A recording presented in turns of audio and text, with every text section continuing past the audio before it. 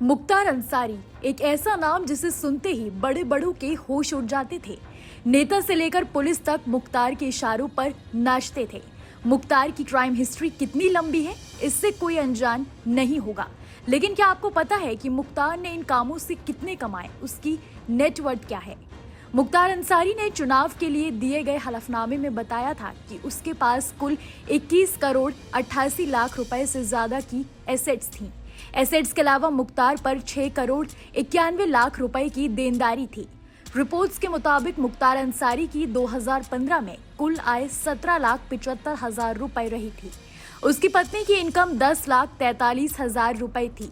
मुख्तार के 2 आश्रितों की आय 2,75,000 और 3,73,000 रुपए रही थी। अगर मुख्तार अंसारी के 2017 के चुनावी एफिडेविट को देखें तो उसके और उसके परिवार के सदस्यों के देश के 3 बड़े बैंकों में खाते थे।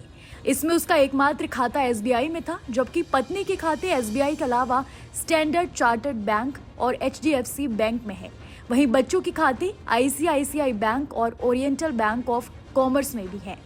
मुख्तार अंसारी की कुल संपत्ति अगर 22 करोड़ रुपए की है तो उसमें सबसे ज्यादा हिस्सेदारी करीब 20 करोड़ रुपए रियल एस्टेट की है। अगर उसके 2017 के चुनावी हलफनामे को देखें तो मुख्तार अंसारी और उसकी पत्नी के नाम पर करीब 3 करोड़ 23 लाख रुपए की एग्रीकल्चर लैंड है।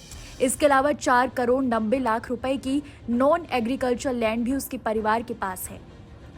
सिर्फ जमीन ही नहीं, गाजीपुर से लखनऊ तक उसके परिवार के पास एक से बढ़कर एक कमर्शियल बिल्डिंग का मालिकाना हक भी है, जिसकी 2017 में वैल्यूएशन 12 करोड़ 45,000 रुपए थी। वहीं उसके परिवार के पास कई रेजिडेंशियल बिल्डिंग का मालिकाना हक भी है, जिसकी टोटल वैल्यू उस समय 1 करोड़ 70,000 रुपए थी।